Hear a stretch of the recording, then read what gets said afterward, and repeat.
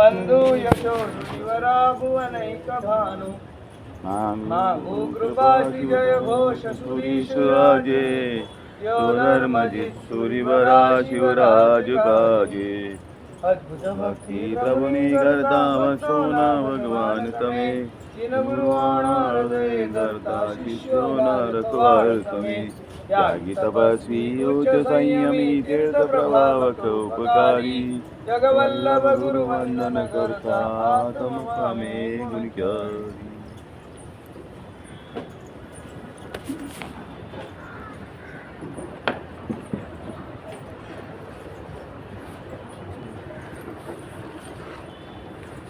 વાઈકેલી તરુ સિંદુરાણમ સુરીસરાણમ મુનિમંદરાણમ ધીરત સંતજીય મંદરાણમ નમો સયા મંગલ મંદિરાણમ.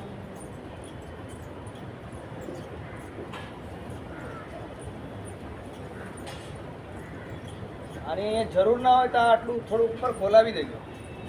અહીંયા તમારે કઈ વાંધો ના, અમે આખા નીકળી અડધું કરી દો. હા, હા બીજું કોઈ નથી. એટલે શક્ય બને તો આટલું ખોલી નાખશો તો હવા આવશે થોડી. હા બીજું કોઈ માણસો જ કોઈ નથી. એને લાવ અહીંયા. હા, આડી રાખો. પરમ ઉપકારી પરમ કરુણા સાગર પરમાત્મા મહાન. પરમાત્માનું શાસન અને ઘડિયાળ ક્યાં છે? અહીંયા રાખો તો મને કેવી રીતના દેખાશે? સામે મૂકી દો.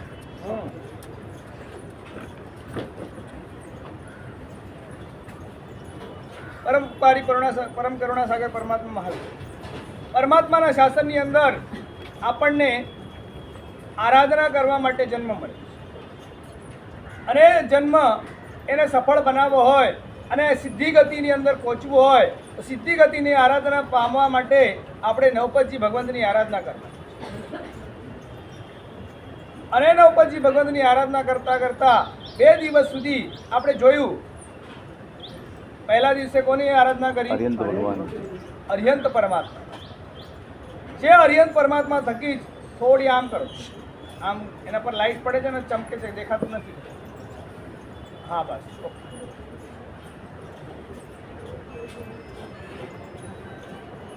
એ અર્યંત પરમાત્મા એમના થકી જ આપણને આ ધર્મ, આ શાસન આપણને મળ્યું છે.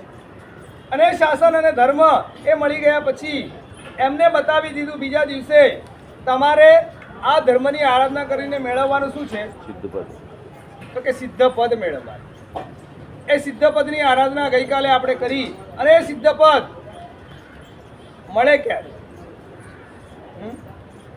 સિદ્ધ પદ આપણને મેળવવું છે અને સિદ્ધ પદને મેળવવા માટે આપણે પ્રયત્ન કરી રહ્યા છીએ, પણ સિદ્ધ પદ મળશે ક્યારે? બધા બોલો ભાગ્યશાળી. બધા દુર્ગુણો છોડીને સદગુણો મેળવે છે. થોડા નજીક નજીક આવી જાઓ તો શું છે, મને દેખાશે તો હું તમને ખેંચવો બોલી પણ પડે શકીશ. ને ભાઈ, ખેંચવો પણ પડે. ખેંચવાની વાત નથી, પણ મારે આમ આમ ડોક કરવી પડશે ઘડી ઘડી. હા.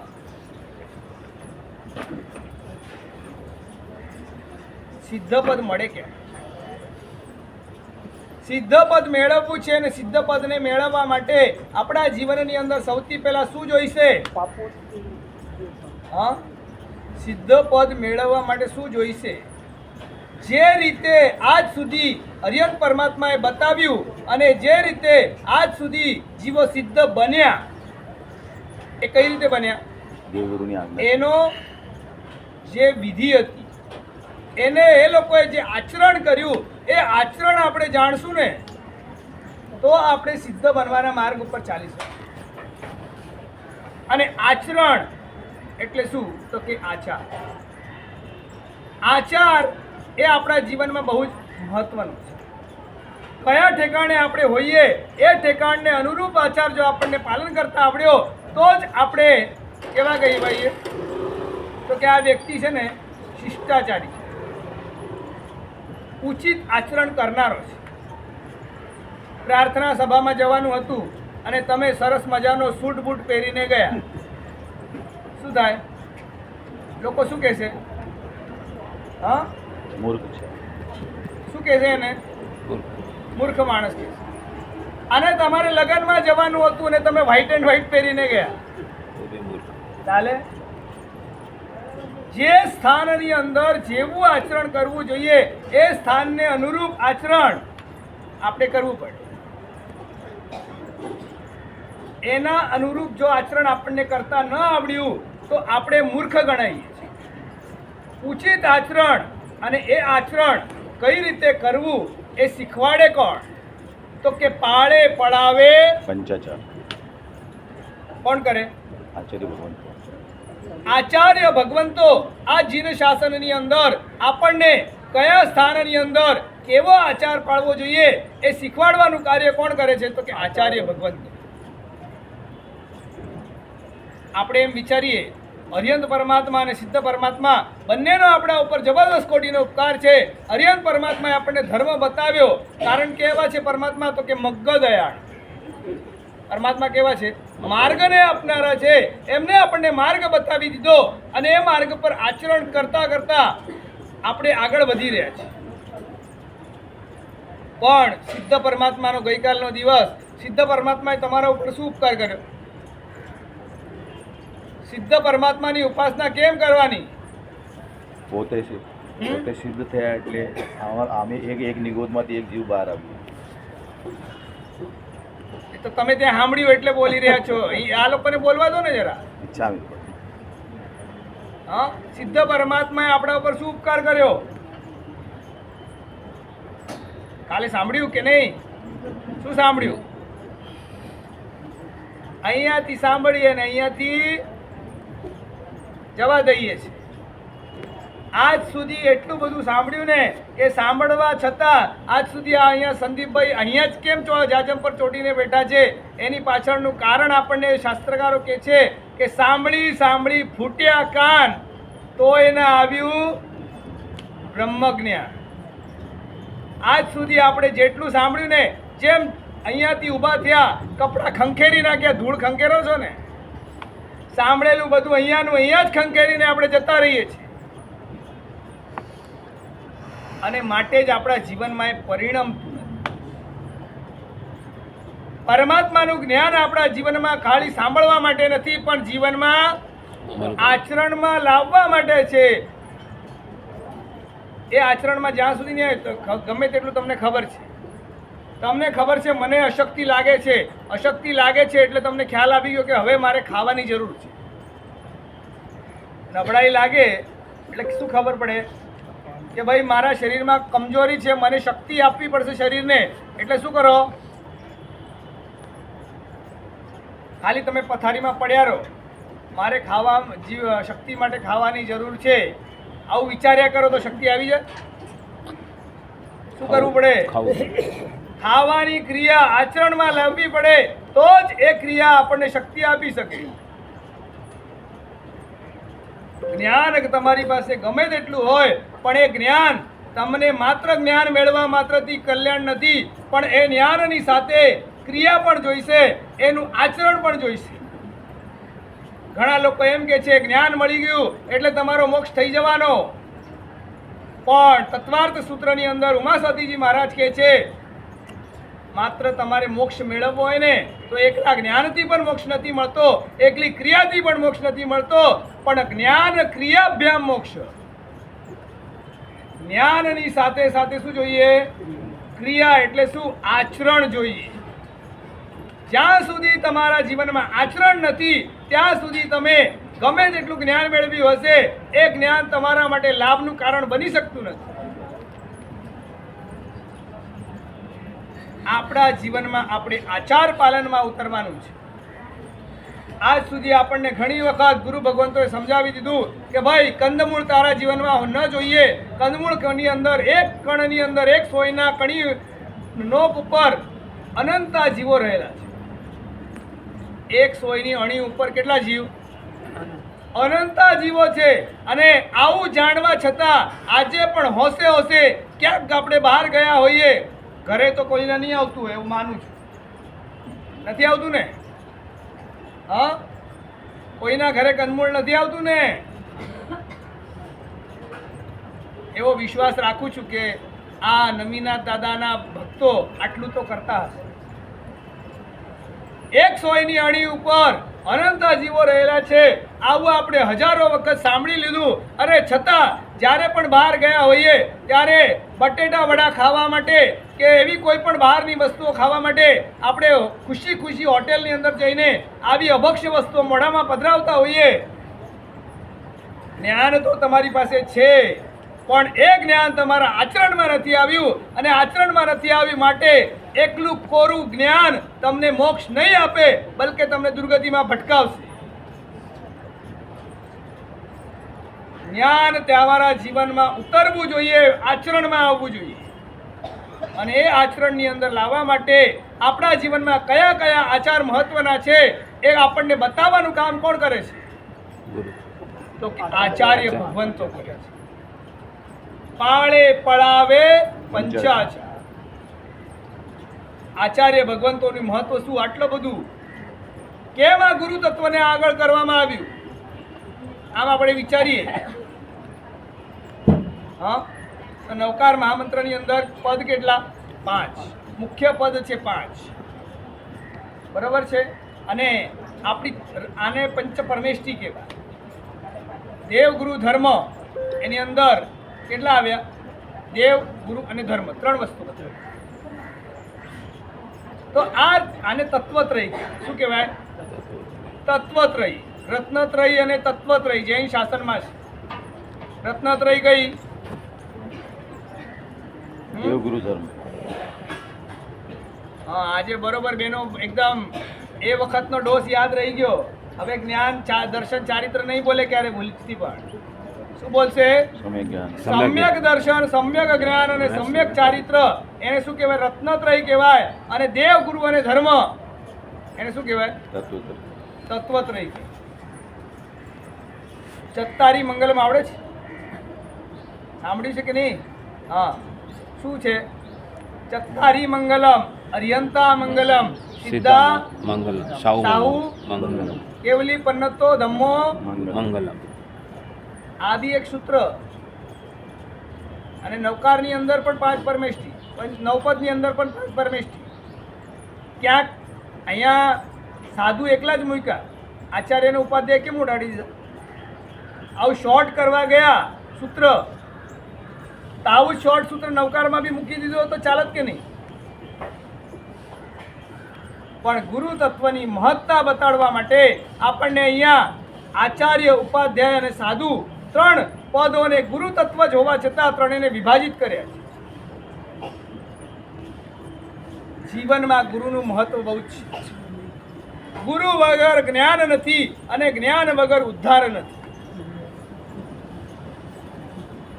અર્યંત પરમાત્માએ તો ધર્મનો માર્ગ સ્થાપી દીધો, અને એમનો સમય પૂર્ણ થઈ ગયો, એમનું આયુષ્ય પૂર્ણ થઈ ગયું, એ મોક્ષમાં જતા રહ્યા. અર્યંત પરમાત્માનું સ્થાપેલું શાસન આજ સુધી આપણા સુધી કોણ લાવ્યું? હા, ગુરુ ભગવાન. કોણ લાવ્યું? ગુરુ ભગવંતો લાવ્યું. અરે ગુરુ ભગવંતો જો ન હોત, આજે પરમાત્મા મહાવીરને નિર્માણ થયાને કેટલા વર્ષ થઈ ગયા? હા, 18,000. કેટલા વર્ષ થયા? 3,000. 2600. 3,000. હા, આંકડો સમજી વિચારીને બોલજો. 3,000 વર્ષ ક્યાંથી લાવ્યા? 2600 ને લગભગ 60 વર્ષ જેટલા સમય પરમાત્માને થયા નિર્વાણ. આટલા વર્ષ થઈ ગયા. આજે 2600 વર્ષથી પરમાત્માનું શાસન આજ સુધી આપણા સુધી અખંડપણે ચાલતું આવ્યું છે. જે આગમો પરમાત્માના શિષ્ય ગણધર ભગવંતોએ રચેલા હતા, એ જ આગમો આજ સુધી 2600 વર્ષ પછી તમારા બાપ દાદા 25 પેઢી પહેલાના તમારા બાપ દાદાએ કોઈ વસ્તુ રાખી હતી, એ વસ્તુ આજ સુધી તમારા સુધી રહી શકે? તમે નથી રાખી શકતા. તમારી પાસે તો ઘર છે, તિજોરી છે, બધું જ છે, છતાં તમારા ઘરની અંદર રહેલા કોઈ એવી બહુમૂલ્ય વસ્તુઓ કે એમનો વારસો આપણે નથી સાચવી શકતા. પણ પરમાત્માના નિર્માણને આજે 2600 વર્ષ થઈ ગયા હોવા છતાં પણ પરમાત્માનો જ્ઞાનનો વારસો આજ સુધી સચવાયેલો છે. જે આગમો પરમાત્માએ એ સમયે કહેલા હતા, એ જ આગમો આજે પણ આપણને વાંચવા અને ભણવા માટે મળે છે. અને કદાચ પરમાત્મા સાક્ષાત દેહથી હાજર નથી, છતાં પણ પરમાત્મા આજે પણ વચન રૂપે હાજર છે. પરમાત્માએ જે કહેલું હતું એ જ આજે પણ આપણે જાણી શકીએ છીએ, સમજી શકીએ છીએ, વાંચી શકીએ છીએ. એટલે પરમાત્મા હાજર નથી આવું ક્યારે બોલવાની ભૂલ નહીં કરતા. પરમાત્માનું જ્ઞાન આજે પણ આપણા સુધી પહોંચ્યું છે ગુરુ ભગવંતોથી. અને માટે જ મુનિ સુંદર સુરી મહારાજે અધ્યાત્મ કલ્પદ્રુમ નામના ગ્રંથની અંદર કહ્યું છે કે તત્વેષુ સર્વેષુ ગુરુ પ્રધાન. દેવ અને ધર્મ આ બંને તત્વ પણ છે. દેવ, ગુરુ અને ધર્મ આ 3 તત્વ છે. આ 3 તત્વમાંથી પણ સૌથી મહત્વનું તત્વ ગુરુ તત્વ છે. આ બાજુ દેવ છે, આ બાજુ ધર્મ છે, અને વચ્ચે કોને મૂક્યું? હા, વચ્ચે કોને મૂક્યા? ગુરુને મૂક્યા. કેમ ગુરુને વચ્ચે મૂક્યા? ગુરુને વચ્ચે મૂકવાની જરૂર શું? ધર્મ શું છે એ પરમાત્મા એટલે કે દેવ તત્વએ બતાવ્યું, પણ એ ધર્મને આગળ વધારવાનું કામ કોણ કરે છે? ગુરુ. ધર્મ આપણા સુધી આજે જે પહોંચ્યો છે એ ધર્મને આજ સુધી પરમાત્મા દ્વારા બતાવેલો ધર્મ આપણા સુધી પહોંચાડવામાં વચ્ચેના મીડિયેટર કોણ છે? જો ગુરુ જ ના હોત ને આજે આપણા સુધી જ્ઞાન પહોંચી શક્યું ન હોત. આજે પરમાત્માનો ધર્મ આપણે જાણી ન શક્યા હોત અને પરમાત્માનો ધર્મ ન જાણી શક્યા હોત તો આપણે શું અવસ્થામાં હોત આપણે વિચારી પણ નથી કરી શકતા. અને માટે જ આમ વિચારીએ ને તો ગુરુ તત્વ કદાચ કહીએ ને તો અપેક્ષાએ એ ગુરુ તત્વ પરમાત્મા કરતા પણ ચડી જાય. આપણને ગુરુ તત્વની કિંમત નથી. ખાલી ગુરુ ભગવાનને લેવા જવાનું હોય ને સંદીપભાઈ, તો એક લાભાર્થી પરિવાર બિચારો ત્યાં સુધી પહોંચે, એમને ઘરે કંઈ કામ આવી ગયું હોય તો એ પહોંચી ન શકે. કેવી કમનસીબી છે આપણી. ગુરુ ભગવંતોને બોલાવવા માટે, લેવા માટે આપણો ઉચિત આચાર છે. આ પણ ગુરુ ભગવંતોને લેવા જવું ને મૂકવા જવું. એ કાકા એમની ઉંમર છે છતાં પણ આવે છે. કેમ? મેં લાભ લીધો છે. એટલે લાભાર્થી લેવા જવાનો એવો નિયમ નથી ને સંઘમાં? ના, અમારે 1-2 ભાઈ જાય જ છે. એ પહેલી વાર ગયા છે. પહેલી વાર નહીં, પરમ દિવસે પણ ઈ જાય હતા ને. નહીં, પહેલી વાર લેવા ગયા છે. આટલા વખતમાં પહેલી વાર ગયા છે. અમે તો બાકી છે જ બધા જવાવાળા. હા, એટલે યુવાનોને તૈયાર કરવાના. બીજું છે કાંઈ એક ભાઈ આવે છે, એ રેગ્યુલર જાય છે. સંજયભાઈ આવે ને તમારી સાથે? એક જ ના જોઈએ ને, પણ એને બિચારાને ક્યારેક કંઈ કામ આવી ગયું તો પછી બીજા જાય. તો ટીમ બનાવો. ટીમ હશે ને તો જ, સંગઠન હશે ને તો જ કામ થાય. સંગઠન ના હોય ને ત્યાં એક લાકડી સિંગલ હોય ને તો તૂટી જાય, અને આખી લાકડીનો ગ્રુપ હોય, આખી લાકડીઓનો બંચ હોય ને તો એને તોડી શકે. આપણા જીવનમાં ગુરુ તત્વનું મહત્વ કેટલું. આપણે આપણા ઘરની અંદર રહેલા સંતાનો, એ છોકરાઓ બગડતા જાય છે. એ છોકરાઓ આપણું સાંભળતા નથી. એ છોકરાઓ આપણું કીધેલું સાંભળતા નથી, અને માટે જ આપણે એ લોકોની સાથે એમને કંઈક કહેવા જઈએ, છોકરાઓ ઉકળી જાય, ગુસ્સે થઈ જાય, આપણને સામો ઊંધો જવાબ આપે, અને આપણે કહીએ છોકરાઓ બગડી ગયા. અરે છોકરાઓ બગડી ગયા, પણ છોકરાઓને બગાડવાનું કામ કોણે કર્યું? તમે પોતે જ કર્યું છે. યોગ્ય સમયે સંતાનોને, દીકરાઓને આપણે ગુરુ પાસે લઈ નથી ગયા, માટે જ છોકરાઓ બગડ્યા છે. અને તમને લોકોને છે ને ડર લાગતો હતો, અમારા છોકરાને નાની ઉંમરમાં ગુરુ મહારાજ પાસે લઈ જઈશું, ગુરુ મહારાજ દીક્ષા આપી દેશે. માટે આપણે ભૂલે ચૂકે પણ ગુરુ મહારાજ પાસે સંતાનોને લઈ નથી જવા. આ આપણી કમનસીબી. આજે તમે કપાળ, આજે જે છોકરાઓ ગુરુ મહારાજ પાસે જતા હશે ને, એ છોકરાઓ ક્યારે પણ પોતાના મા બાપને ઘરડા ઘરમાં મૂકવા નહીં જતા હોય.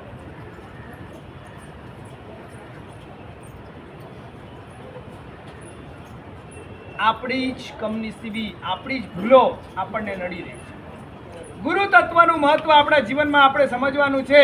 અને એ ગુરુ તત્વ મેં કીધું ને, કદાચ અપેક્ષાએ પરમાત્મા કરતા પણ એ ગુરુ તત્વ ચડી જાય છે. અને એની પાછળનું રહસ્ય આપણને સમજાવે છે. કેમ આ ગુરુ તત્વ આમ વિચારીએ તો પરમાત્મા પાસે તો કેવળ જ્ઞાન છે, ગુરુ ભગવાન પાસે થોડી કેવળ જ્ઞાન છે. હા, ગુરુ પરમાત્મા પાસે શાહિક ભાવનું ચારિત્ર છે, ગુરુ ભગવાન પાસે ક્ષયોક્ષમ ભાવનું ચરિત્ર છે. શાહિક ભાવ શું ને ક્ષયોક્ષમ ભાવ શું ખબર નથી, અને એટલું બધું ડિટેલમાં મને સમજાવવાનો ટાઈમ પણ હું સમજાવવા બેસીશ ને તો મારું એક વ્યાખ્યાન અહીંયા જ પૂરું થઈ જશે. તમને સમજાવી છે આચાર્ય પદની મહત્તા. શાહિક ભાવ એટલે આવેલું જ્ઞાન ક્યારે પણ જાય નહીં. આવેલું ચારિત્ર ક્યારે પણ જાય. અને ક્ષયોક્ષમ ભાવનું એટલે શું, શોર્ટમાં સમજાવું છું, હો. ના પાડીને પણ સમજાવીશ. ક્ષયોક્ષમ ભાવ એટલે શું, જે જ્ઞાન કે જે ચારિત્ર મળ્યા પછી કદાચ એવું બને નાની નાની કોઈ ભૂલો થાય અને એની અંદર નાના મોટા અતિચારો લાગે, એને શું કહેવાય, ક્ષયોક્ષમ ભાવનું જ્ઞાન કે ક્ષયોક્ષમ ભાવનું ચારિત્ર.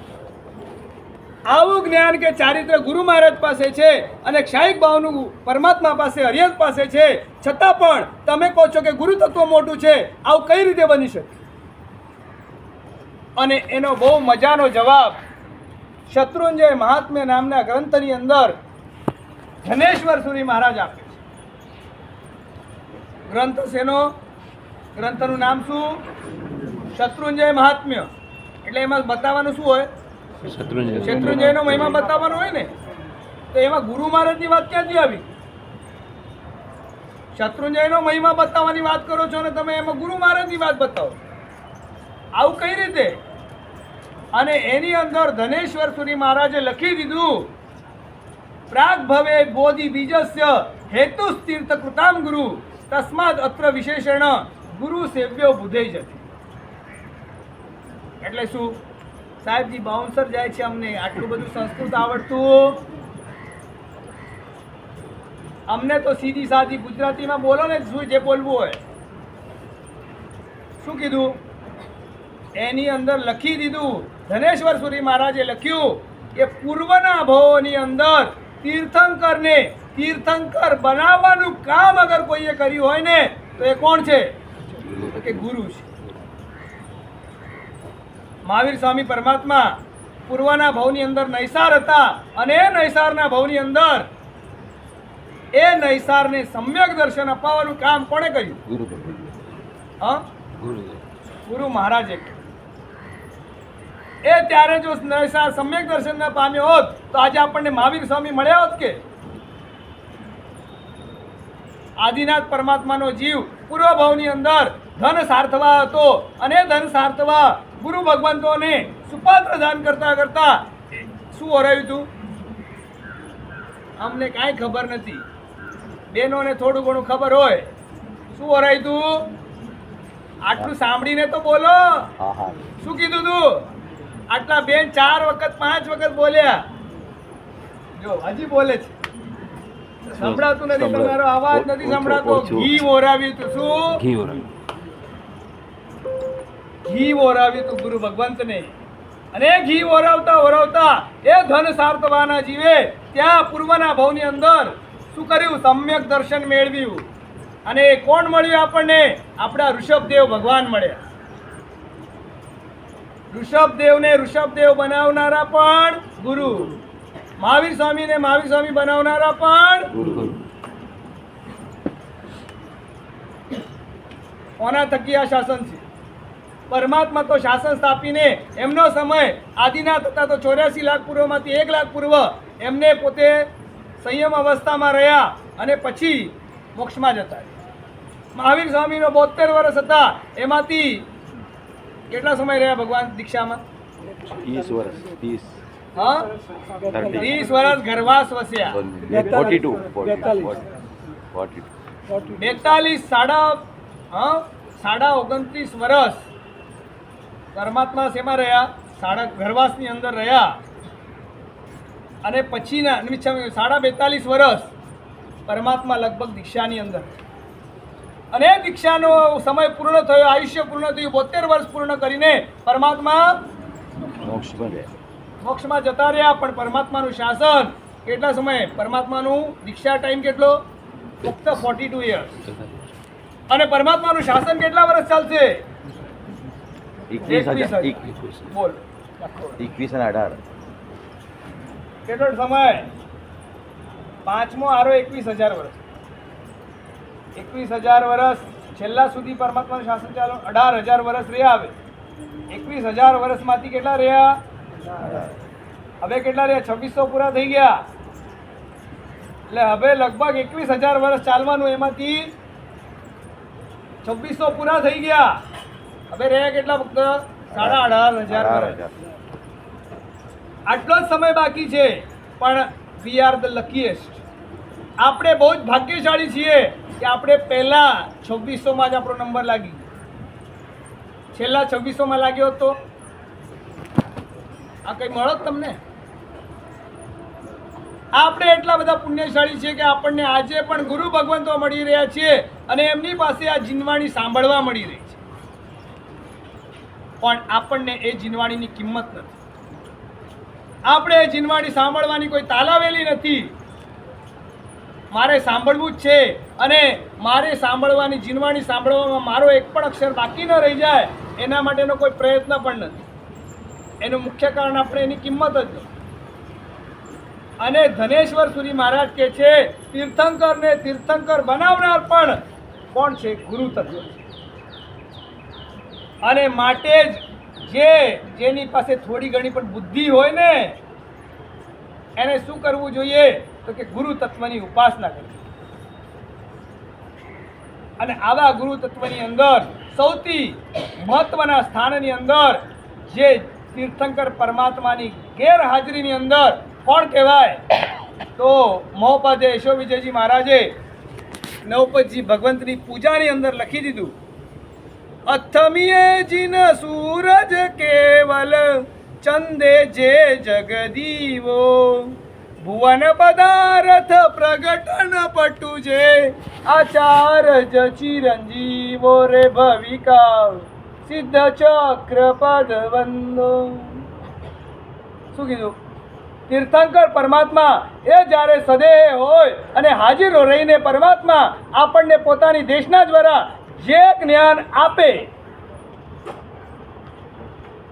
જ્યારે જીનેશ્વર પરમાત્મા રૂપી સૂર્ય એનો અસ્ત થઈ જાય એટલે પરમાત્મા નિર્વાણ પદને પામી જાય અને એના પછી પરમાત્મા જેવું જ જ્ઞાન કોની પાસે હોય? ગુરુ ભગવાન. તો કે કેવળ જ્ઞાની ભગવંતો પાસે. પરમાત્માનું નિર્વાણ થઈ ગયું, પરમાત્મા પછી પણ અમુક કેવળ જ્ઞાની હોઈ શકે. પરમાત્મા જેવું જ કેવળ જ્ઞાન સામાન્ય કેવળ જ્ઞાની ભગવંત પાસે પણ હોય.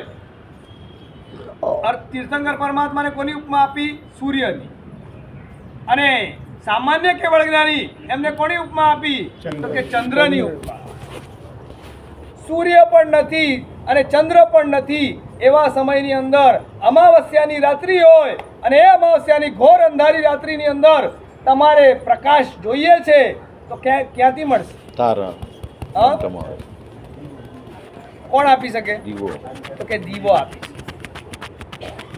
તમારા ઘરની અંદર તમે અંધારી કોઠડીની અંદર નીચે બેસમેન્ટની અંદર અગર તમારે જવું છે ત્યાં સૂર્ય અને ચંદ્રનો પ્રકાશ આવી શકતો ત્યાં તમને કોણ કામ લાગે? તો કે દીવો કામ લાગે. અને આ આચાર્ય ભગવંતો કેવા છે? તો કે દીવા જેવા છે. સૂર્ય અને ચંદ્રની ગેરહાજરીની અંદર પણ તમને જ્ઞાન આપવાની તાકાત આ દીવા જેવા આચાર્ય ભગવંતોની અંદર છે. કેવું જ્ઞાન હોય આચાર્ય ભગવંતોનું આપણને શાસ્ત્રકારો બતાવે છે. આચાર્ય ભગવંત આર્ય રક્ષિત સુરી મહારાજ કાલક સુરી મહારાજ યુગ પ્રધાન આચાર્ય ભગવંત કાલક સુરી મહારાજ એક વખત દેવલોકની અંદર રહેલા સૌધર્મ ઇન્દ્ર મહાવિદ્ય ક્ષેત્રની અંદર ગયા અને મહાવિદ્ય ક્ષેત્રની અંદર જઈને સિમંદર સ્વામીને સમોસરણની અંદર ગયા, પરમાત્માને પ્રદક્ષિણા આપી, પરમાત્માની સ્તુતિ કરી અને ત્યાં પરમાત્માની દેશના ચાલી. પરમાત્માની દેશના ચાલતી હતી અને એ દેશના સાંભળતા સાંભળતા એ દેશનાની અંદર નિગોદના સ્વરૂપનું વર્ણન ચાલતું. નિગોદ એટલે શું?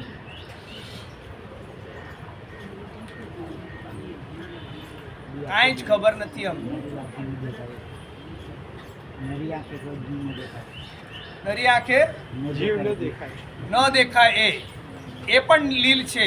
અને બીજા નંબરની અંદર એ પણ નિગોદ છે. એને નરી આંખે ન દેખાય એને સૂક્ષ્મ નિગોદ. અરે તમે રસ્તે હાલતા ચાલતા જતા હો અને તમારા રસ્તા ઉપર જે લીલ થઈ જાય ને, તમે ખાવાની વસ્તુ વાસી રાખો અને એના પર જે ફૂગ થઈ જાય, આ બધું શું છે? તો કે બાદર નિગોદ છે. જે નરી આંખે જોઈ શકાય એને બાદર નિગોદ કહેવાય, અને જે નરી આંખે ન જોઈ શકાય એને સૂક્ષ્મ નિગોદ કહેવાય. અને એ સૂક્ષ્મ નિગોદનું વર્ણન સિમંદર સ્વામી પરમાત્મા પોતે કરી રહ્યા હતા. અને આ લોકની અંદર ચારે બાજુ ઠાંસી ઠાંસીને નિગોદના ગોળાઓ ભરેલા છે. અહીંયા પણ છે. બધી જ જગ્યા ઉપર નિગોદના સૂક્ષ્મ નિગોદના ગોળાઓ ભરેલા છે. 14 રાજલોકની અંદર ભરેલા છે. અને એ સૂક્ષ્મ નિગોદ એની અંદર એક ગોળાની અંદર અને અસંખ્ય નિગોદ, અને એક નિગોદની અંદર અનંતા જીવ. આનું વર્ણન સિમંદર સ્વામી પરમાત્મા પોતાના મોઢાથી કરી રહ્યા હતા. અને સૌધર્મ ઇન્દ્ર ત્યાં દેશનામાં બેઠા બેઠા આનું વર્ણન સાંભળી રહ્યા છે. અને વર્ણન સાંભળતા સાંભળતા એટલું જબરદસ્ત કોટીનું વર્ણન સિમંદર સ્વામી કેવળ જ્ઞાની છે વર્ણન કર્યું. અને એ વર્ણન સાંભળતા સાંભળતા ઇન્દ્ર આફરીન પોકારી ગયો, આવું વર્ણન મેં ક્યાંય કોઈની પાસે સાંભળ્યું. અને સૌધર્મ ઇન્દ્રે સિમંદર સ્વામી પરમાત્માને પૂછ્યું, પરમાત્મા આપે જે આ નિગોદનું વર્ણન કર્યું છે એ નિગોદનું વર્ણન ભરત ક્ષેત્રની અંદર કોઈ કરી શકે કે નહીં?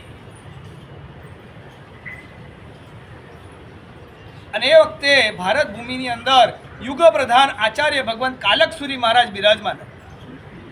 અને સિમંદર સ્વામી મહારાજ પરમાત્મા કહે છે, મેં જે આ નિગોદનું વર્ણન કર્યું છે એવું ને એવું જ આ નિગોદનું વર્ણન ભારત ભૂમિની અંદર રહેલા યુગ પ્રધાન આચાર્ય ભગવાન એ નિગોદનું વર્ણન સેમ ટુ સેમ કરી શકશે.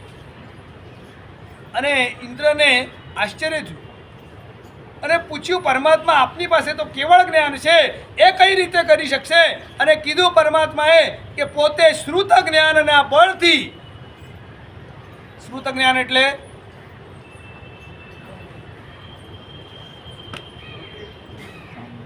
મને લાગે છે અહીંયા મારે નર્સરી કેજી ચાલુ કરવી પડશે.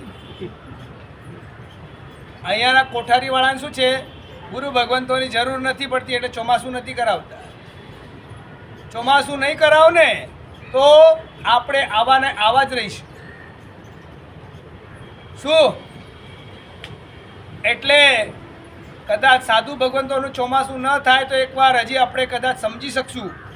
પણ સાધ્વીજી ભગવંતનું ચોમાસું તો દર વર્ષે અહીંયા થવું. શું કીધું? થવું જોઈએ. કોણ નક્કી કરશે? ઉપાશ્રયવાળા, ઉપાશ્રયના લાભાર્થી પરિવાર. શું આપણે ત્યાં ગુરુ ભગવંતો જ્યાં સુધી નહીં હોય, આપ તમને કદાચ કંઈ નહીં આવડે ને તો હજી એક તમે કદાચ ચાલી જશે. તમારું જ્ઞાન પણ આ લોકો થકી વધવાનું છે.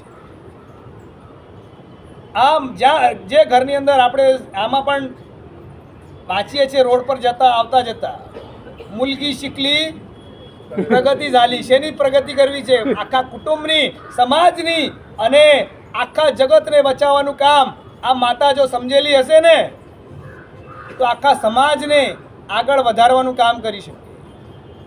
અને આ મારી માતાઓ પોતાની દીકરીઓને કોલેજમાં મોકલવા તૈયાર થઈ છે, પણ સાધ્વીજી પાસે મોકલવા તૈયાર. કેટલી માતાઓએ કીધું પોતાની દીકરીને કે બેટા જા, તારે જીવ વિચાર ભણવા પડશે, નવતત્વ ભણવું પડશે, કર્મગ્રંથ ભણવા પડશે. આવું કહેનારી માતાઓ કેટલી?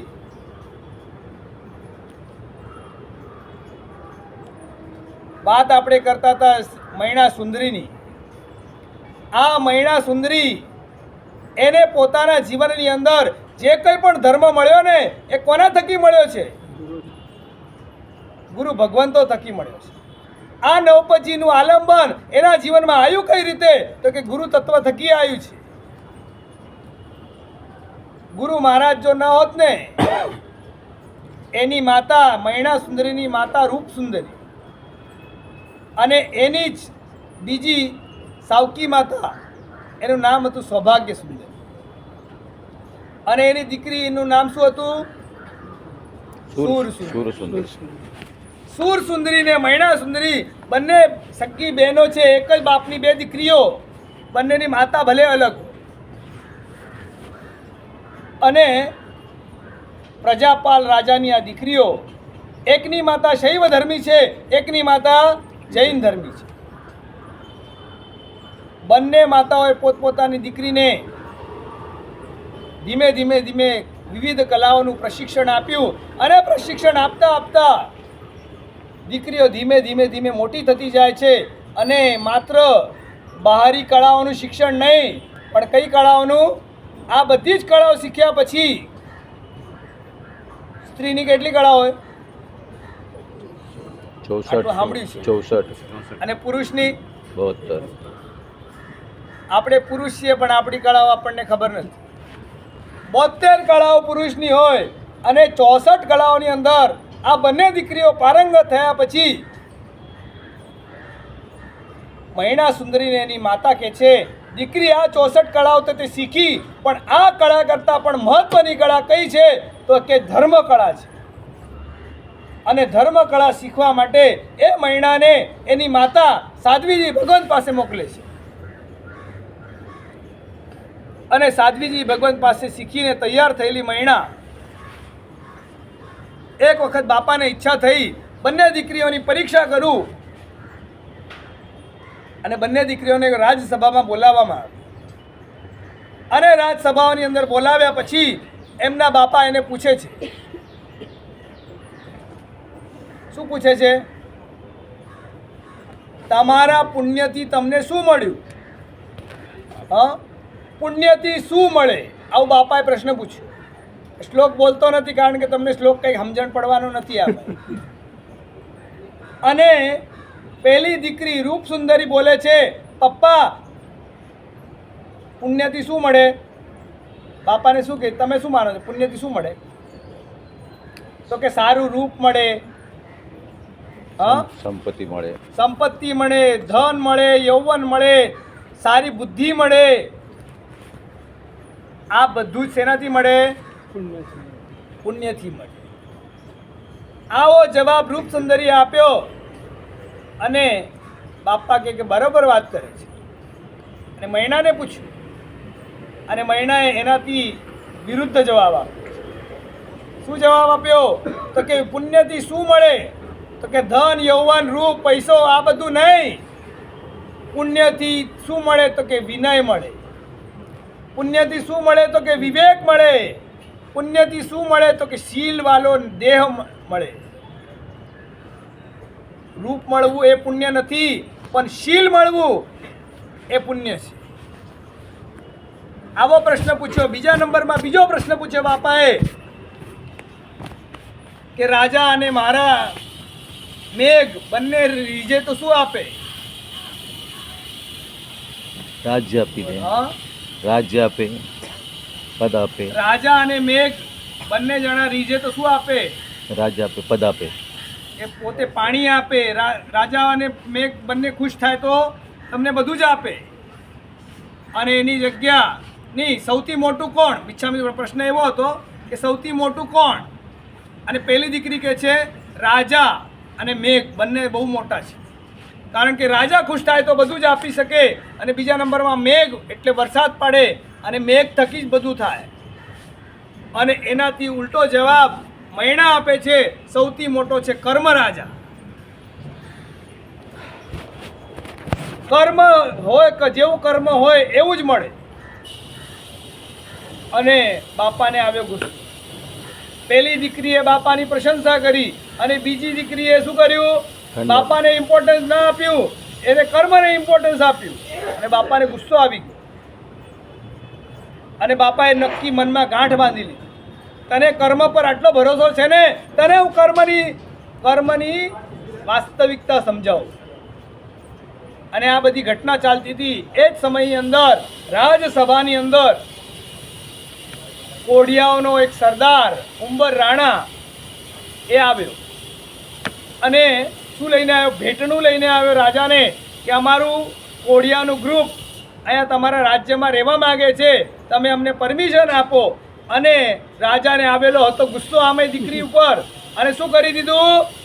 મહિના સુધી પધરાવી. મહિનાને કીધું તને કર્મ થકી જ બધું મળે છે ને, લે આ કર્મ થકી તને કોડિયો પતિ મળે છે, આ કોડિયા સાથે તારે લગ્ન કરવાના છે. આપણે હવે શું કરીએ? જાઓ જાઓ, માર નથી કરવા. પણ મહિના એને ધર્મ ઉપર વિશ્વાસ છે, એને ખબર હતી જે કંઈ પણ બને છે એ મારા કર્મ થકી જ બને છે. અને મહિનાએ વિચાર કરી લીધો, મારા કર્મ થકી આ મને કોડિયોપતિ મળી રહ્યો છે, કઈ વાંધો નહીં, પણ આને પણ હું ધર્મના પ્રભાવથી સારો કરી દઈશ. અને મહિના ત્યાંથી કોડિયાપતિની સાથે લગ્ન કરીને નીકળ્યા છે. અને આગળ શું શું ઘટના બનતી જાય છે એ વાત પણ આપણે અવસરે લેતા જઈશું. આચાર્ય ભગવંતોની મહત્તા. આચાર્ય ભગવંત પાસે ગયા છે, થોડીક વાર હજી મહિનાની આગળ લઈ લો. એવા કોડિયાપતિની સાથે જઈને મહિના નીકળ્યા છે. અને જતા ધીમે ધીમે એમના પતિ શ્રીપાલ એમને કહે છે, મહિના તારા પપ્પાએ તને ભલે મને પરાણે પરણાવી હોય, પણ મારા તરફથી તને છૂટ છે, મારા તરફથી તને છૂટ છે, તું મને છોડી દે અને બીજા કોઈની સાથે સુંદર રાજકુમાર સાથે તું પરણી જા, મારા તરફથી તને છૂટ છે. પણ મહિના ના પાડે, કે અમારા સાથે રહીશ તો તને પણ અમારા જેવો કોડ લાગી જશે. આ બધી વાતો કરતા કરતા ધીમે ધીમે મહિના આગળ વધતી જાય છે. અને આગળ ગ્રામ ક્રોસ કર્યું, બીજા ગામમાં પ્રવેશ કર્યો છે. અને જંગલની અંદર, ગામની બહાર રહેલા ઉદ્યાનની અંદર જોયું તો એક આચાર્ય ભગવાન બિરાજમાન છે. અને એ આચાર્ય ભગવાન પાસે મહિના પતિને લઈને જાય છે અને કહે છે, આ નામ હતું મુનિચંદ્ર સુરી મહારાજ. અને મુનિચંદ્ર સુરી મહારાજ પાસે જઈને મહિના એમને કહે છે, ગુરુ ભગવાન, મને કોડિયોપતિ મળ્યો ને એનું મને દુઃખ નથી. શું? મારા પતિ આજે કોડ રોગથી વ્યાપ્ત છે, મને એનું દુઃખ નથી, મને મારા જીવનમાં સુખ નથી મળ્યું એનું મને દુઃખ નથી, પણ મને દુઃખ એનું છે મેં ધર્મની સાઈડ લીધી અને છતાં મારો પતિ આવો તો લોકોને બોલવાનો ચાન્સ મળશે કે ધર્મ કરનારાને ઘરે અને બુરાઈ થશે, નિંદા થશે ધર્મની. અને મારી બુરાઈ થાય, મારી નિંદા થાય ને એનું મને દુઃખ નથી, પણ મારા ધર્મની નિંદા થાય મને એનું દુઃખ છે. અને ગુરુ મહારાજ, મારે ફક્ત આપની પાસે એટલું જ માંગવું છે, આ મારા પતિ નિમિત્તે ધર્મની નિંદા થવી જોઈએ, એના માટે કોઈ યોગ્ય માર્ગ આપે બતાવો. અને ગુરુ ભગવંત પણ જ્ઞાની હતા અને ગુરુ ભગવંતે જોઈ લીધું આ બંને થકી જીવ શાસ્ત્રનો મહિમા વિશિષ્ટ રીતે આગળ વધવાનો છે. અને વર્ષોના વર્ષો સુધી આ બંનેના આદર્શ થકી હજારો લોકો આ નવપતજીની આરાધના. અને માટે ગુરુ મહારાજ ત્યાં કહે છે, આજ પછી આ નવપતજીની હોળી હમણાં આવશે આસો મહિનાથી, ત્યારથી તમારે બંને જણાએ શું કરવાનું? તો કે નવપતજીના 9 આંબિલ કરવાના. અને આંબિલ કરતા કરતા આગળ શું શું ઘટનાઓ બનતી જાય છે એ પછી અવસરે લઈશું. આચાર્ય ભગવંતો એ કેવા છે કે યોગ્ય સમયને પારખી શકતા, અને માટે જ આચાર્ય ભગવંતોને કેવા કહેવાય તો કે તીર્થંકર સમાન કહેવાય. લખેલું છે તીર્થયર સમો સૂરી, એટલે આચાર્ય ભગવાન એ તીર્થંકર જેવા છે કેવું. અને ઇન્દ્ર મહારાજા ત્યાંથી દેવલોકમાંથી પાછા આવે છે, ભારતની અંદર આવીને જ્યાં કાલકસુરી મહારાજ બિરાજમાન હતા ત્યાં ગયા. બ્રાહ્મણનું રૂપ લઈને આચાર્ય ભગવાન પાસે જાય છે અને આચાર્ય ભગવાનને પૂછે છે, મારે આપની પાસે નિગોદનું સ્વરૂપ સાંભળવું છે. અને આચાર્ય ભગવાન એટલા બધા જ્ઞાની હતા, એ બ્રાહ્મણનું મોઢું જોઈને આચાર્ય ભગવાનને કહી દીધું, તું સાચો બ્રાહ્મણ નથી, તારું આ સાચું રૂપ નથી, તું કોણ છે, સાચું બોલ. અને ઇન્દ્રને ખ્યાલ આવી ગયો ગુરુ મહારાજ જ્ઞાની છે. તરત જ એને પોતાના મૂળ રૂપની અંદર ઇન્દ્રના રૂપમાં આવી અને કીધું કે હું દેવલોકનો ઇન્દ્ર છું, મારે આ સિમંદર સ્વામી પાસે મેં આપનું વર્ણન આપણું પાસે સાંભળવાનું સાંભળ્યું છે અને માટે હું આપની પાસે આવ્યો છું. આપ નિગોદના સ્વરૂપનું વર્ણન કરો. અને આચાર્ય ભગવાન નિગોદના સ્વરૂપનું વર્ણન કરે છે. અને જે રીતે સિમંદર સ્વામી પરમાત્માએ નિગોદના સ્વરૂપનું વર્ણન કર્યું હતું એ જ રીતે સેમ ટુ સેમ વર્ણન કોણ કરે છે? કાલકસુરી મહારાજ. અને ઇન્દ્ર આફરીન પોકારી જાય છે, મેં સિમંદર સ્વામી પરમાત્મા એમને કહે છે, મેં સિમંદર સ્વામી પાસે સાંભળેલું હતું, મેં જેવું વર્ણન કર્યું છે એવું જ વર્ણન કાલકસુરી મહારાજ કરી શકશે અને એમની વાત 100% સાચી રહેશે. સાચી છે. આપની પાસે આ વર્ણન સાંભળ્યું છે અને હું ખરેખર ધન્ય થઈ ગયો. અને પછી વંદન કર્યા અને નીકળવા લાગ્યો. અને આચાર્ય ભગવાન કહે છે, આમાં પણ જીન શાસનની પ્રભાવ ના થાય એના માટેનું કંઈક કરવું એવું આચાર્ય ભગવાનના મનમાં આવ્યું. એ વખતે ઘટના એવી હતી કે સવારનો વહેલો ટાઈમ હતો, બપોરનો ટાઈમ હતો બિચ્છામી. અને બધા શિષ્યો શંકા નિવારણ કરવા માટે જંગલમાં ગયેલા. આચાર્ય ભગવાન એકલા જ મકાનમાં હતા અને આ ઘટના બની ગઈ. અને આચાર્ય ભગવંતે કીધું, ઇન્દ્ર મહારાજા તમે આવ્યા છો, એની કંઈક નિશાની છોડીને તમે અહીંયા જાઓ, કે મારા આવનારા શિષ્યોને બધાને ખબર પડે કે ઇન્દ્ર અહીંયા આવ્યા હતા. અને મકાનનો દરવાજો સમજો આ ખૂણે હતો, આ ખૂણાનો દરવાજો ઇન્દ્રે પોતાની શક્તિથી આ ખૂણે કરી નાખ્યો. ઇન્દ્ર મહારાજા જતા રહ્યા. શિષ્યો આવ્યા ને અહીંયા દરવાજો ગોતવા જાય છે, દરવાજો મળતો, અરે દરવાજો ક્યાં ગયો? અને ફરતા ફરતા ફરતા મકાનમાંથી આવ્યા અને જોયું તો દરવાજો તો આ બાજુ આવી. અને આવી ગયા અને પછી મકાનમાં અંદર આવ્યા. ગુરુ મહારાજને પૂછ્યું, આવું કઈ રીતે બન્યું? અને પછી આમાં શું થાત? ગુરુ મહારાજ જો પોતે કહે કે ભાઈ મારે મળવા ઇન્દ્ર આવ્યો હતો, તો બીજી વિશ્વાસ કરે કોઈ? અને આવી ઘટનાનું એમને સામેથી પૂછ્યું એટલે ગુરુ મહારાજે કીધું આવું બન્યું અને એના કારણે ઇન્દ્ર મહારાજા અહીંયા કરી ગયા. એટલે આચાર્ય ભગવાન કેવા છે? પેલી સ્તુતિ સાંભળી છે ને, અર્હંતો ભગવંત ઇન્દ્ર મહિતા, એની અંદર લખ્યું છે આચાર્યો જીન શાસનોન્નતિ કરા. આચાર્ય કેવા છે? તો કે જીન શાસનની ઉન્નતિ કરવા વાળા છે. આચાર્ય ભગવાન પોતે પણ આરાધના તો કરતા હોય, પણ પોતાની આરાધના કરતા કરતા સમસ્ત સમાજને, સમસ્ત સંઘને આરાધના કરાવતા પણ હોય. અને એ આરાધના કરવા માટે અને કરતા કરતા પોતે પંચાચારને પાળતા પણ હોય અને પડાવતા પણ. આચાર્ય ભગવાન કઈ રીતે ધર્મની પ્રભાવના કરે તો આપણને બતાવે છે. 3 પ્રકારે આચાર્ય ભગવાન આ જીન શાસનની ઉન્નતિ કરવાનું કામ કરતા હોય. એની અંદર પહેલા નંબરની વસ્તુ બતાવે છે આચાર્ય ભગવાન જીન શાસનની ઉન્નતિ કઈ રીતે કરે તો કે પોતે આરાધના કરવા દ્વારા કરે. પોતે આરાધના કરે, એમ નહીં કે હું લુખો હું કંઈ કરું નહીં અને હું આવીને સંદીપભાઈને કહું સંદીપભાઈ આંબિલ કરો. હું ન કરતો અને હું તમને કહું ને તો તમને એ મારું કીધેલું એટલું અસર કરે. મારા જીવનમાં જે વસ્તુ ન હોય એ વસ્તુ હું તમને ઉપદેશ આપું ને તો એ વસ્તુ તમારા જીવનમાં અસર કરે નહીં. અને માટે વિવિધ વિવિધ પ્રકારની આરાધનાઓ એ આચાર્ય ભગવંતો કરતા હોય અને જગતને કરાવતા પણ હોય. એમાં અલગ અલગ પ્રકારની આરાધનાઓ છે.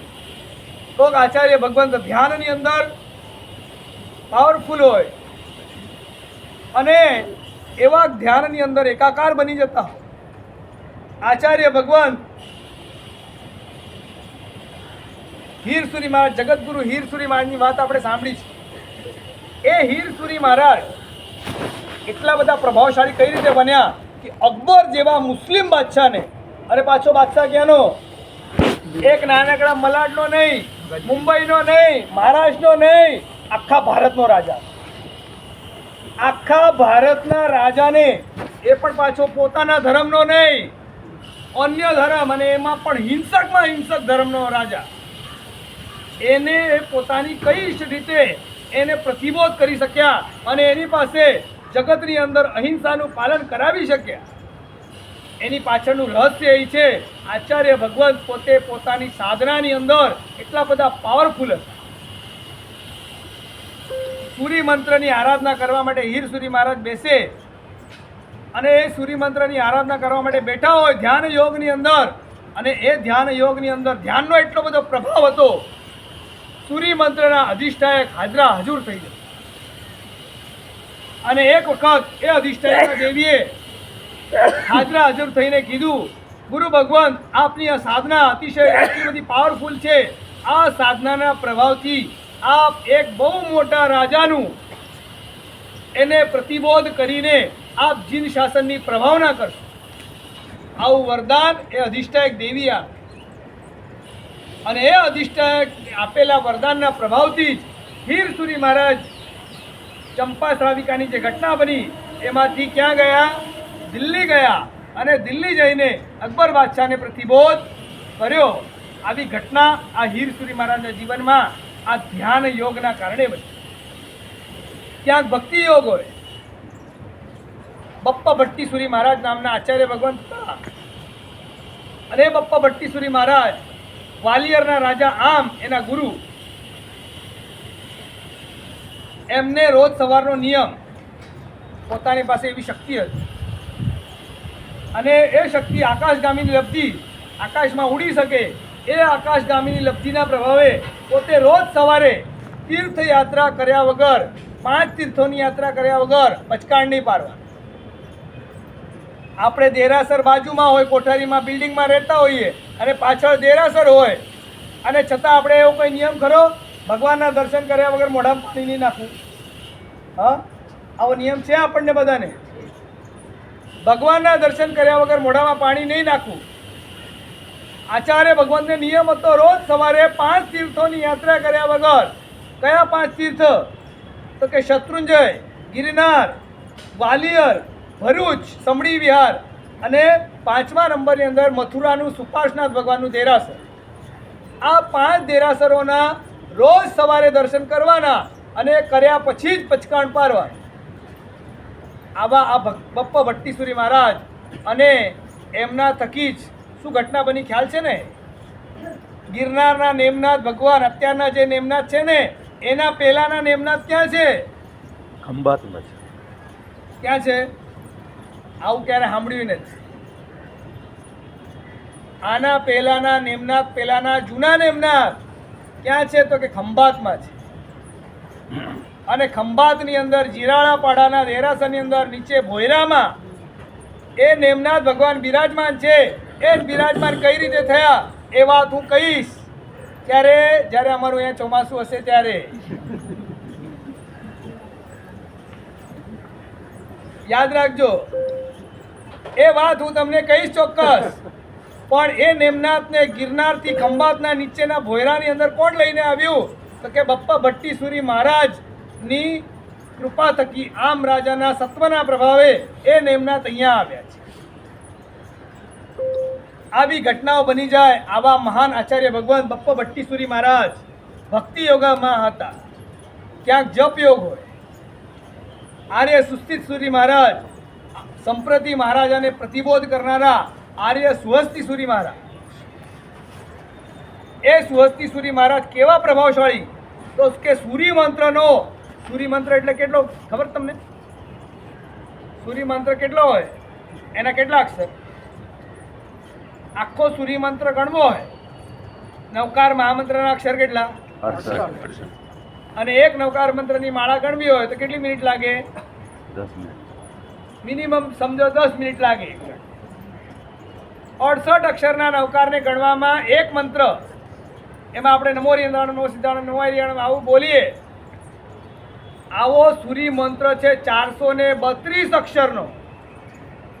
432 અક્ષરનો સૂર્ય મંત્ર, એનો કેટલો એમને જાપ કર્યો? તો કે 1 કરોડનો જાપ કર્યો. અને એના કારણે એમના ગચ્છનું નામ, અત્યારે તપા ગચ્છ જે છે એના પહેલાં એનું નામ શું હતું? તો કે કોટી ગચ્છ હતું. એ કોટી ગચ્છ આ જપ યોગના કારણે છે. આવા કઈ કેટલા મહાપુરુષો હોય, ક્યાંક જ્ઞાન યોગ હોય, ક્યાંક ક્રિયા યોગ હોય. નવાંગી ટીકાકાર અભયદેવ સુરી મહારાજ થયા, જેમણે આપણા જેટલા આગમ છે એ બધા આગમો ઉપર જે ગણધર ભગવંતોએ મૂળ પ્રાકૃત ભાષામાં બોલી અને એના પર વિવેચન સંસ્કૃત ભાષામાં લખ્યું કોણે? અભયદેવ સુરી મહારાજ. એ અભયદેવ સુરી મહારાજ કેવા ત્યાગી, ભણવા માટે કેવું કેવું બલિદાન આપતા હોય. એમને નિયમ લીધો, આખી જિંદગી હું ફક્ત છાસની અંદર રાંધેલા જુવાર, છાસની અંદર રાંધેલું જુવારનો લોટ, એના સિવાય બાકી તમામ દ્રવ્યનો ત્યાગ. અમારા ભુવન ભાનુસુરી મહારાજ હતા ને, એ ભુવન ભાનુસુરી મહારાજ એમને ભણાવવા માટે કાશીથી, ન્યાયશાસ્ત્ર ભણાવવા માટે કાશીથી પંડિતજી આવ્યા. અને એટલું બધું હાર્ડ હોય ન્યાયશાસ્ત્ર, ભણવાનો ટાઈમ જ ન બચે. રોજનું એકાશનું તો કરતા જ. હવે એકાશનું કરતા હોય, હોળી કરતા હોઈએ, કોઈ ટાઈમ નથી બચતો. ગુરુ મહારાજને પૂછવા ગયા પ્રેમસુરી મહારાજને, ગુરુ મહારાજ ટાઈમ નથી મળતો. અને ગુરુ મહારાજે કીધું ખાતા રહીએ તો થોડી કંઈ ભણવાનું થાય. અને ત્યારથી ભુવન ભાનુસુરી મહારાજ, ભાનુ વિજયજી ત્યારના, એમને નક્કી કર્યું આજ પછી આ ન્યાયક્ષેત્ર જ્યાં સુધી ભણવાનું ચાલે છે ત્યાં સુધી મારે છટણા પારને આંબીલ કરવા. જ્ઞાન યોગને મેળવવાની કેવી તાલાવેલી આચાર્ય ભગવંતોની અંદર હોય, અને જે આવા હોય ને એ જ પોતે બીજાને કરાવી શકે. પહેલા નંબરની વાત કરી આરાધના દ્વારા, બીજા નંબરની વાત કરી પ્રભાવના દ્વારા. આચાર્ય ભગવંત પોતે આરાધના તો કરે પણ જીન શાસનની પ્રભાવના પણ કરે. ભદ્રબાહુસુરી મહારાજ, એમની વાત તો આપણે કદાચ સાંભળી છે. એ ભદ્રબાહુસુરી મહારાજ એ કોણ હતા ખબર છે ને? કલ્પસૂત્રના રચયિતા. એ કલ્પસૂત્ર, એમાં ઘટના આખી તમે કદાચ પર્યુષણમાં સાંભળી હશે. વરામીર અને ભદ્રબાહુ બે ભાઈ હતા, અને રાજાના દીકરાનું મૃત્યુ શેનાથી થશે?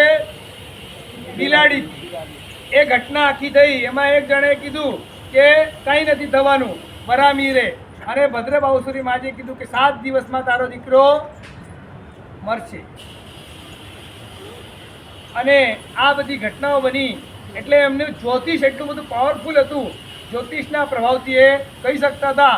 અને જ્યોતિષના પ્રભાવથી એમને જૈન શાસનની પ્રભાવના. બીજા નંબરની અંદર દશ પૂર્વધર વજ્રસ્વામીની વાત સાંભળી છે. એ વજ્રસ્વામી, એમની પાસે મંત્ર શક્તિ એટલી પાવરફુલ કે મંત્ર શક્તિથી એક વખત એવી ઘટના બની ગઈ, ગામ એ જે રાજ્યમાં હતા ત્યાં દુષ્કાળ થઈ ગયો. ક્યાંય વનસ્પતિ કોઈ ઉગે જ નહીં. અને વનસ્પતિ ન ઉગે એટલે ફૂલો પણ નહોતા ઉગતા. અને એ ગામનો રાજા જે હતો તો બૌદ્ધ હતો. એની જ પાસે થોડું ઘણું પાણી હોય, બગીચો હોય, એમાં ફૂલો ઉગે. પણ જૈન ધર્મ માટે દેરાસરમાં ચડાવવા માટે ફૂલ જોઈએ તો કે નહીં મળે.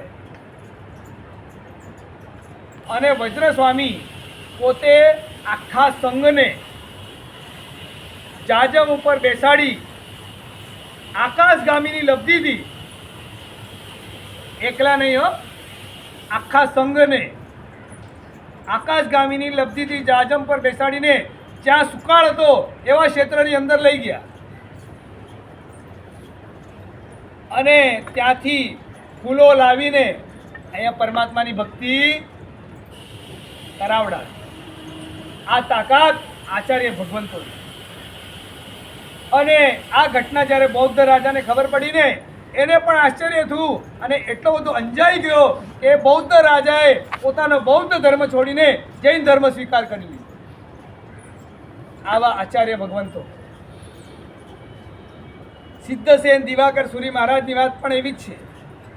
વિક્રમાદિત્યના રાજાનું નામ સાંભળ્યું હશે, જેના નામથી વિક્રમ સંવત ચાલે છે. એ વિક્રમ રાજા પોતે શૈવ ધર્મી હતો, પણ એ શૈવ ધર્મી રાજા એને પ્રતિબોધ કરીને જૈન કોણે બનાવ્યો?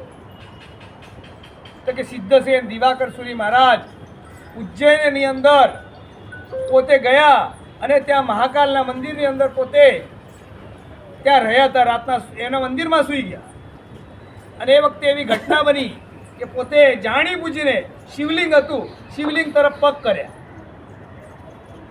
આમ પણ અમે કોઈ મંદિરમાં કદાચ અમારે બિહારમાં હોય ને તો સુવા માટે કદાચ હિન્દુ મંદિરમાં રોકાયા હોઈએ, પણ કોઈ પણ દેવી દેવતાને અમે પણ પગ કરતા નથી, કારણ કે અમને પણ ખબર છે દેવ છે.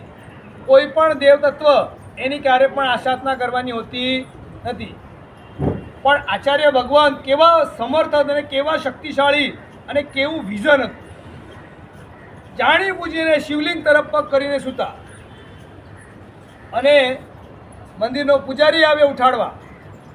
આચાર્ય ભગવાનને ખસેડવાની કોશિશ કે ખસ, હલે જ નહીં, જાણે પથ્થર પડ્યો હોય એ રીતે આચાર્ય ભગવાન ત્યાં જ પડ્યા છે ગુપ્ત વેશમાં. અને પછી સેના આવી, ઘણું બધું થયું. એમને હંટર મારવાની શરૂઆત કરી. હંટર મારતા જાય, આચાર્ય ભગવાનની પીઠ પર હંટર પડે અને વાગે કોને? વિક્રમની રાણીઓને વાગે. છેલ્લે વિક્રમ પોતે આવ્યો અને પોતે આવીને પૂછ્યું કે હે મહાપુરુષ, આપ કોણ છો અને શા માટે મારા મહાકાલને પગ કરો છો? અને એ વખતે ત્યાં જ ઊભા રહીને શિવલિંગને તરત એમને હાથ જોડ્યા. હાથ જોડીને બોલવાની શરૂઆત કરી, કલ્યાણ મંદિર મુદાર મવજ્જે ભેદી. અને બોલતા જાય છે, બોલતા જાય છે, એક પછી એક ગાથાઓ. અને ઘટના એવી બની, શિવલિંગ ફાટ્યું અને શિવલિંગ ફાટીને એની અંદરથી પાર્શ્વનાથ પરમાત્માની પ્રતિમા નીકળી. ક્યાં છે ઈ? અવંતી પાર્શ્વનાથ ભગવાન કી જય. ઉજ્જૈનની અંદર આજે પણ એ અવંતી પાર્શ્વનાથ ભગવાન છે. ઘટના એવી બની ગયેલી કે ઉજ્જૈનની અંદર એ જ અવંતી સુકુમાલની વાત આપણા જૈન ધર્મની અંદર આવે છે. એ અવંતી સુકુમાલે પાર્શ્વનાથ ભગવાનનું દેરાસર બનાવેલું અને એ દેરાસરની પ્રતિમા એને જમીનમાં દાટીને એના ઉપર મહાકાલની મૂર્તિ બેસાડવામાં આવેલી. એમનું શિવલિંગ તોડવાની કઈ ભાવના નથી, પણ એમને તો માત્ર પાર્શ્વનાથ પરમાત્માને પ્રગટ કર્યા. અને ત્યાં વિક્રમાદિત્ય એને જૈન ધર્મનો સ્વીકાર કર્યો છે. આવી પ્રભાવના કરવાની તાકાત આચાર્ય ભગવંતોની હોય છે. આવી તો કઈ કેટલી ઘટનાઓ છે. ત્રીજા નંબરની વાત કરે છે રક્ષા દ્વારા. આચાર્ય ભગવંતો છે, બસ 5 મિનિટમાં જ હું મૂકી દઉં છું. છેલ્લી 5 મિનિટ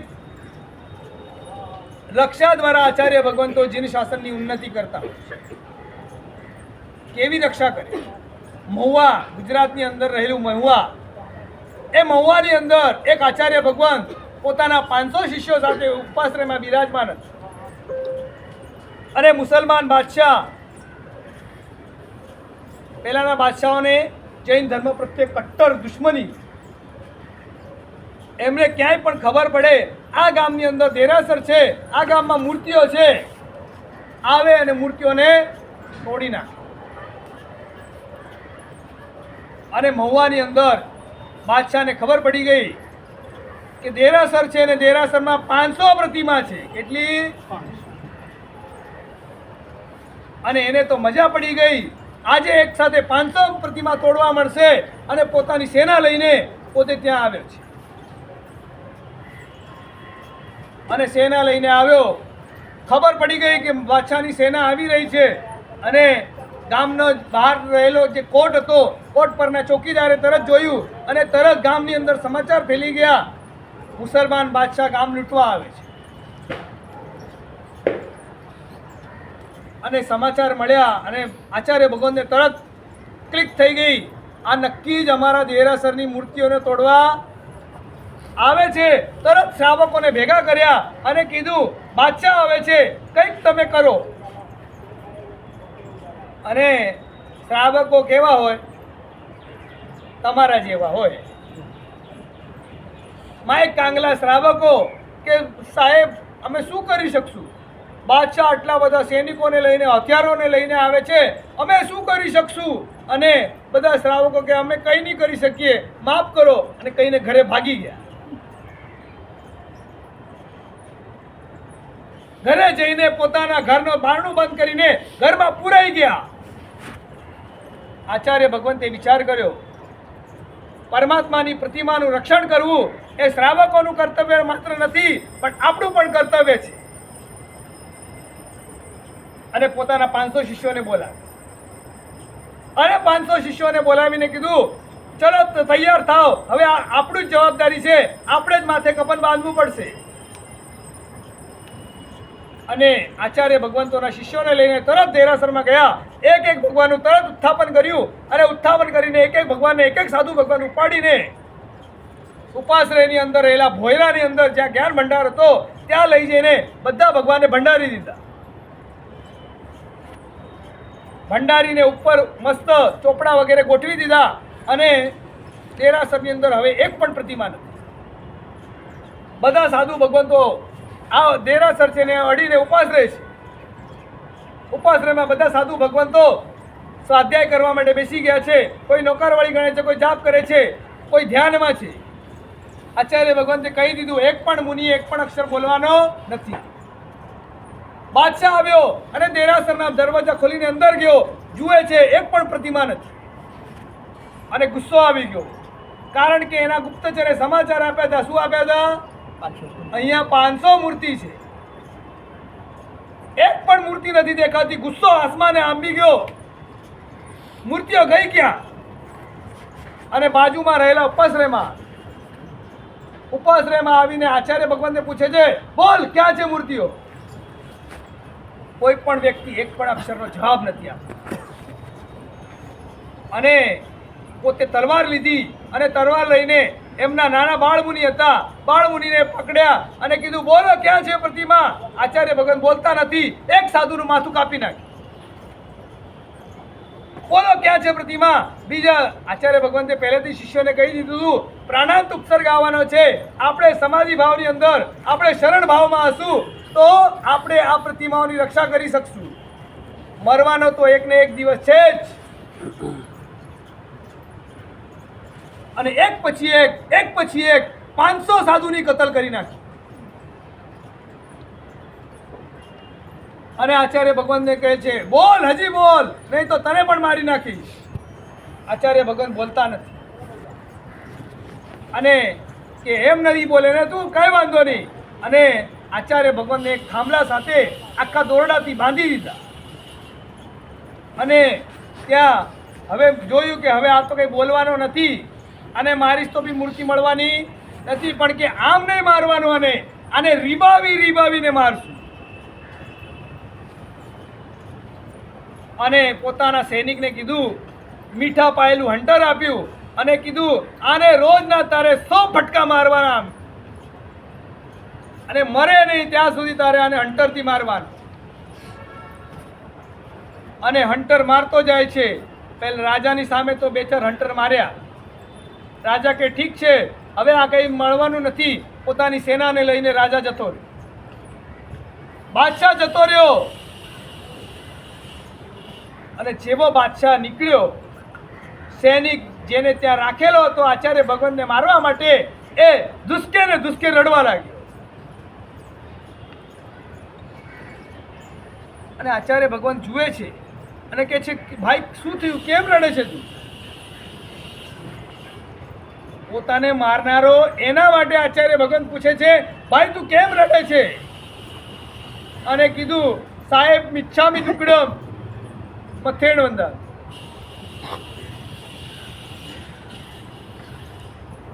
અને ગુરુ મહારાજ મથેણ વંદામી બોલ્યા એટલે ઓળખી ગયો આ કોણ છે.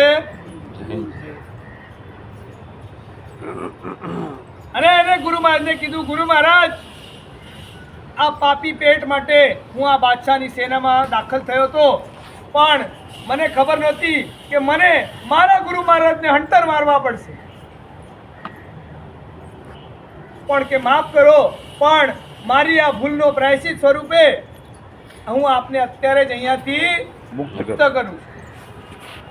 અને પોતે બાંધેલા દોરડા કાપી નાખ્યા અને આચાર્ય ભગવંતને મુક્ત કર્યા. આચાર્ય ભગવંતને મુક્ત કર્યા છે.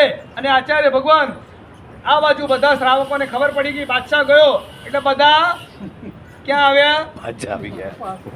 ઉપાશ્રયમાં આવ્યા જોવા માટે કે ભાઈ શું છે. અને 500 સાધુના મરદા પડ્યા છે.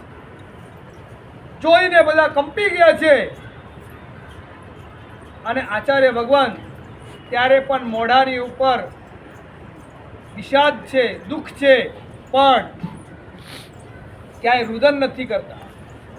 અને એમના મોઢા પર એક નિશ્ચિંતતા છે કે મેં મારા શાસનની રક્ષા કરવા માટે મારા 500 સાધુનું બલિદાન આપ્યું, મારી પોતાની પણ જાન ફેસાન કરવા માટે હું તૈયાર હતો. અને બધા શ્રાવકો મોઢું લટકાડીને, મોઢું નીચે કરીને ઊભા છે. અને ઘણી બધી શ્રાવિકાઓ અને બધા આવ્યા છે. અને આચાર્ય ભગવંતે કીધું મારી પાસે 500 સાધુ હતા એટલે હું આ પ્રતિમાઓનું, આ દેરાસરની ભગવાનનું રક્ષણ કરી શક્યો. હવે હું હમણાં એકલો છું. હવે મારે શેની જરૂર છે તમને ખબર પડે છે ને? અને ત્યાં ને ત્યાં 50 બહેનોએ કીધું અમે અમારા દીકરાને આપને આપીએ છીએ. અને 50 જણાની દીક્ષા ગુરુ ભગવંતે કરાવી. આ શાસન છે. પોતાના માટે પોતાની જાન પેસાની કરવામાં પણ બાકી રાખવાતા નથી. આવા આચાર્ય ભગવંતો એ પોતે તો આચાર પાળતા હોય અને પડાવતા પણ હોય એવા આચાર્ય ભગવંતો થકી જ આ શાસન છે. અને માટે જ આ આચાર્ય ભગવંતોને હંમેશ માટે એમની આજ્ઞાને શિરસાબંધી કરવાનો ભાવ રાખીએ. અને આપણા જીવનને પણ આચરણ દ્વારા મજબૂત બનાવી આપણે પણ આચારને પાળતા આપણે પણ પરમ પદ સુધી પહોંચનારા બનીએ એવી શુભ ભાવના. પરમાત્માની વાણી વિરુદ્ધ કઈ કહેવાય તે હાર્દિક ભાવે ક્ષમાયચના મંત્રમ સંસાર સારમ ઉપમામ સર્વ પાપારી મંત્રમ સંસારો છેદ મંત્રમ વિષમ વિષહરમ કર્મ નિર્મૂલ મંત્રમ મંત્રમ સિદ્ધિ પ્રદાનમ શિવ સુખ જનનમ કેવલ જ્ઞાન મંત્રમ મંત્રમ શ્રી જૈન મંત્રમ જપ જપ જપિતમ જપ જપ જન્મ નિર્વાણ મંત્રમ 12 નવકાર.